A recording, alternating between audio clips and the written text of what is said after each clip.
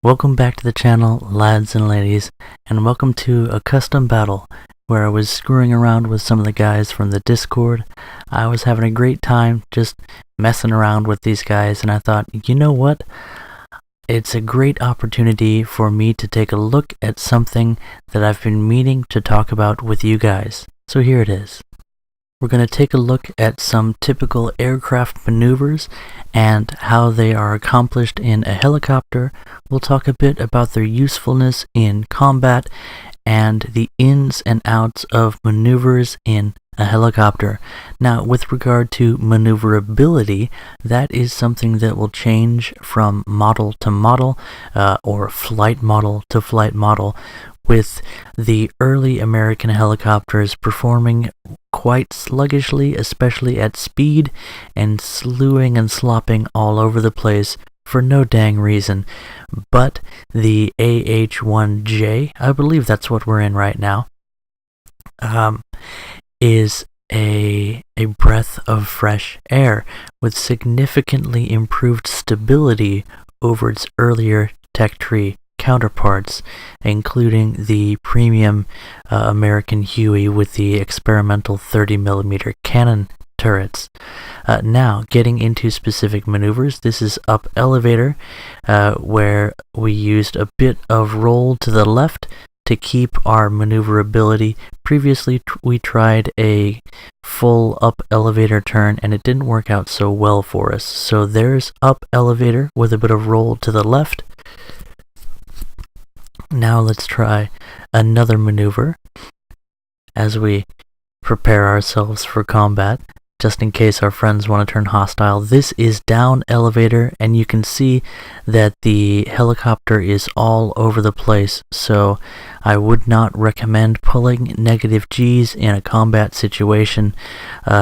Any serious nosing down and you're soon flopping all over the place. Helicopters do not like to nose down. You lose maneuverability quite rapidly. Nosing up can gain you back maneuverability. Nosing down does not help you in that regard with the flight models we see today. Now, what else can we do? This is a skid to the right, and we'll try a skid to the left as well. This will move us laterally with regard to our target, and it's a good way to avoid long-range fire, and also because you're only using minor roll to the left and elevator, minor roll to the right and elevator, you can also keep your guns on target in a head-to-head gunfight and still not just sit down and take those bullets that are coming your way. So a good maneuver to be using all the time in a head-on encounter. This is up elevator with full left on the rudder or tail control. So that puts us into a loop that ends in a 90-degree turn. That can be useful for quickly changing your position by 90 degrees, zooming down on someone who's passing you below, and it's much better than using down elevator or trying to pull a regular split S where you would roll over and then use up elevator, because of course helicopters do not like to fly inverted. They far prefer to nose up and then adjust onto their course. Next up, we'll try another maneuver. There it is, a little bit more of a roll with a turn in it as well, just for a bit of flair, and you see that helicopters retain their maneuverability quite well in a nose-up position, and I believe we've already established that you don't want to use negative elevator if you can help it. Here, we're backing and then turning with the tail control. No loss of controllability in an upward spiral. Downward spiral, we do lose some controllability though, so keep that in mind. You are going to flop around a bit if you decide to engage in a downward spiral, although you do end up getting a lot of loss in elevation if that's something that you need. Now you can see us performing another roll, and then we're moving into a few S turns. Now, if you want to to perform these light turns, it's best to roll and then use a bit of up elevator. And then here you see us in a nice climbing spiral, nice maneuverability, no problems there. And then once you're in a lower airspeed state, you can also afford to pull off a few tricks with your tail. Now, a lot of models of helicopter, the rudder or tail control will lock up at higher speeds, with the glaring example of the Hueys, where their tail starts to lock up around 45 miles per hour of airspeed. So you really want to nose up before whipping your tail around, as you see here. Although if you have the right airspeed, a little bit of up elevator, some roll, and a little bit of rudder can help you dance around the sky to your heart's content. So to sum things up quickly, helicopters like to have a nose up. They can perform minor maneuvers with few problems, and if you're having trouble controlling the tail, the best thing is to nose up and roll to line up your tail, and then you can pull off a few maneuvers.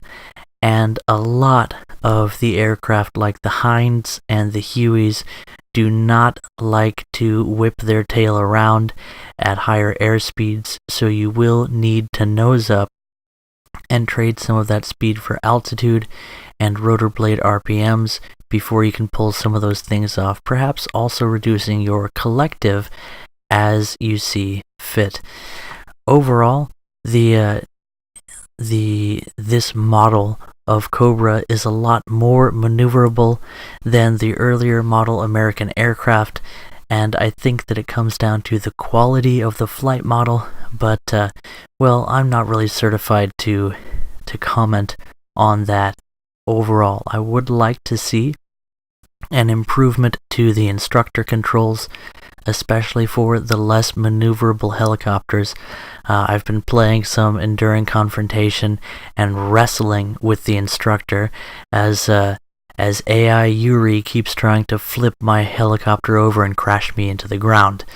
But this is the perfect place here in a custom battle to try things out and to learn how helicopters maneuver, and I couldn't recommend it more to you guys as well, to find a nice quiet corner of the sky and see what your helicopter can do. Keep in mind these simple rules that down elevator, nosing down, loses maneuverability, nosing up gains it, and if you can't use your tail, use a bit of roll and elevator in its place until you're at a speed where you can get back some of that tail maneuverability, and then you can do some fun things like flying backward and then rolling right over the top. There are definitely a lot of things that helicopters can attempt that are not wise for a fixed-wing aircraft, and vice versa. Learning to maneuver in these helicopters is definitely an evolving field as people gain practice and experience and familiarity with the control scheme and the flight models that Gaijin has provided for us. Hours now in Enduring Confrontation, trying things out in Ground Strike. I can say that after a while, you learn what you can and cannot do in these helicopters and also how to accomplish it. Anyway guys, hope you enjoyed that video, and I'll catch you guys in the next one. Bye-bye.